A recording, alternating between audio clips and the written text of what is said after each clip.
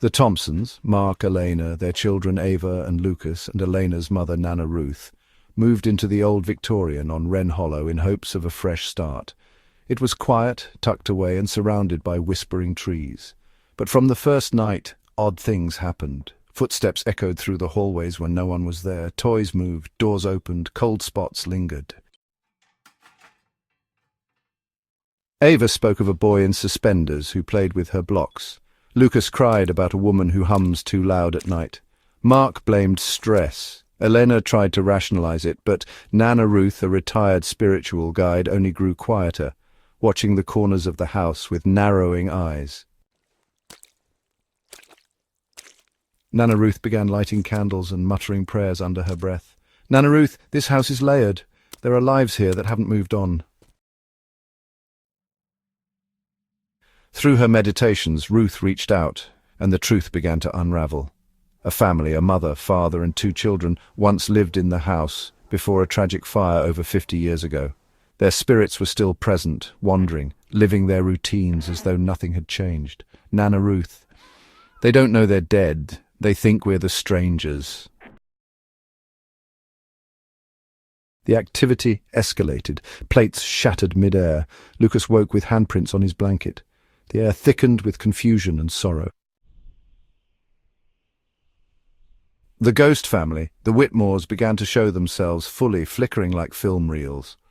Ruth saw them at the dinner table, eating invisible meals. Ava played beside the ghost boy, unaware. The mother of the spirits, Marianne Whitmore, mistook Ruth for an intruder and screamed at her, her voice cracking glass. Ruth, using every ounce of her spiritual strength, performed a séance in the parlour. The Thompsons sat in a circle as the veil thinned. The ghost children sobbed for their parents. The ghost parents begged them to run from the flames over and over again. The trauma had looped itself, says, "It's not your fault, it's time to go." But the spirits clung harder, shadows growing longer. They weren't ready, not yet. The house became unlivable. Doors slammed until hinges broke. Voices screamed throughout the night. Lucas stopped speaking. Mark slept in the car. Ava drew pictures of burning people.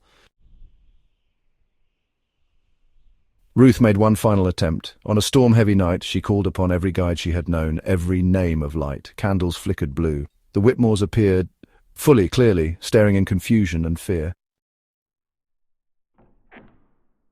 "Look around you. This is not your home anymore. You've been lost. Let me help you go." Tears formed in their translucent eyes. A rumble shook the walls, then light burst from the center of the room, a sphere of blinding, crackling energy. The spirits were pulled upward, crying with release.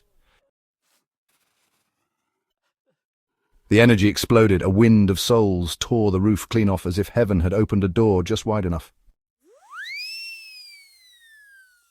The next morning, emergency crews arrived to find the house partially collapsed, roof torn to splinters, but no injuries. The Thompsons packed what they could. Ruth, exhausted but peaceful, whispered a final blessing as they drove away. No one bought the house after that. Neighbors say they sometimes hear a faint hum on still nights or see a flicker of candlelight through broken windows. But mostly it sits empty, waiting. Some houses keep stories. Some houses are stories.